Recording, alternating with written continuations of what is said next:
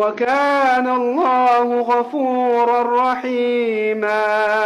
ومن تاب وعمل صالحا فإنه يتوب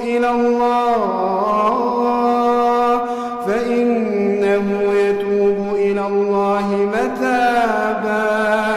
والذين لا يشهدون الزور وإذا مروا باللغو مروا كراما.